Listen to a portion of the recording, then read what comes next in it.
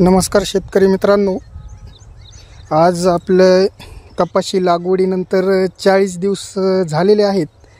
40 दिवसानंतर ही अशा पद्धतीने आपली कपाशी आलेली आहे। या वेळेस आपण कपाशी डबल लागवड केलेली आहे। डबल म्हणजे दुहेरी पाळीची 3.5 बाय 3.5 अशा पद्धतीने लागवड केलेली आहे। कारण एकेरी लागवड जर केली तर नंतर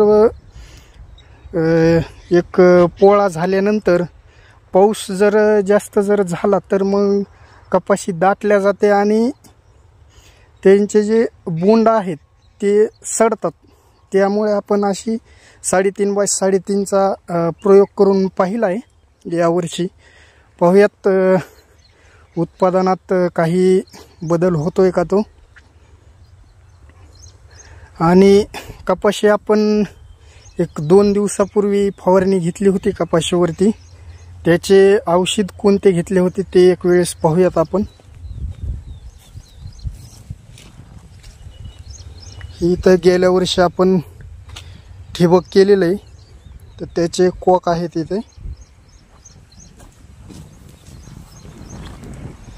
आपण फवारणीसाठी औषधे पहा, हे टॉनिक घेतलेलं आहे ह्युमिन नावाचं, ॲग्रिकॉन कंपनीचं, ज्याचे कंटेन ह्युमिक ॲसिड 21% आणि हायमेथॉलॉनिक ॲसिड 3% टॉनिक घेतलेलं आहे। यामुळे काय होतं की जे पण झाडाची जी पांढरे मुळे असतात, ज्याला आपण जारवा म्हणतो, ते भरपूर प्रमाणात वाढतात आणि त्यामुळे काय होतं की त्याची जी अन्नद्रव्य शोषण घेण्याची प्रक्रिया असते झाडाची, त्याला चालना मिळते। आणि दुसरे फॉस्किल, ज्याचे कंटेंट आहेत मोनोक्रोटोफॉस 36% मोनो। याने कापसाचे जे पण शेंड्याला जे कवळे पाने असतात, ज्याला आमच्याकडे तगार म्हटलं जातं, ती वाढण्यास मदत होते मोनोमुळे। आणि प्लस हे कीटकनाशक म्हणून पण कार्य करते। आणि पांढरी माशी असेल, तुडतुडे असतील, मावा असेल, यासाठी आपण सेपेक्स कंपनीचं घेतलेलं आहे।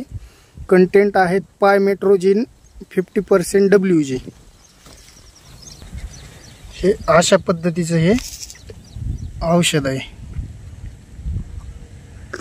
मावा असेल, तुडतुडे असतील, यासाठी हे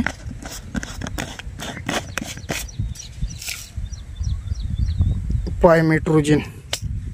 आणि यासोबतच आपण सिलिकॉन बेस्ड स्टिकर घेतलं होतं। हे सिलिकॉन बेस्ड स्टिकर, हे काय कुठलंही चालतं आपल्याला, सिलिकॉन बेस असेल तर उत्तम आहे।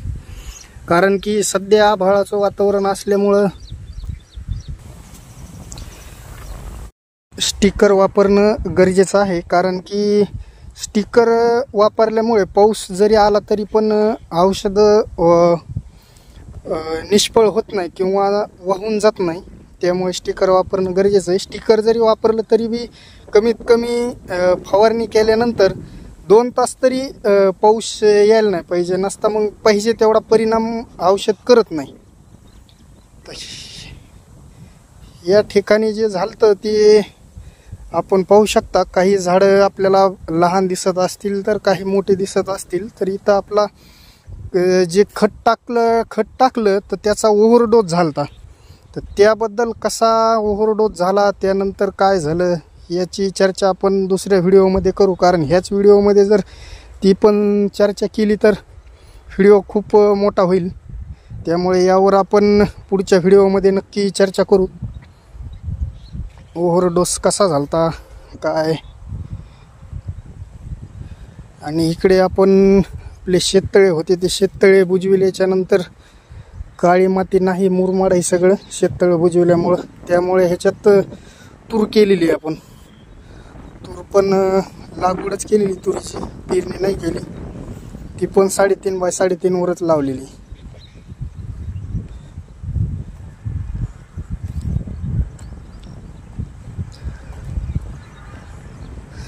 तर धन्यवाद मित्रांनो, व्हिडिओ शेवटपर्यंत पाहिल्याबद्दल। भेटूया पुढच्या व्हिडिओमध्ये। व्हिडिओ आवडला असेल किंवा चांगला वाटला असेल तर व्हिडिओला लाईक करा आणि चॅनलवर नवीन असाल तर चॅनल सबस्क्राईब करा.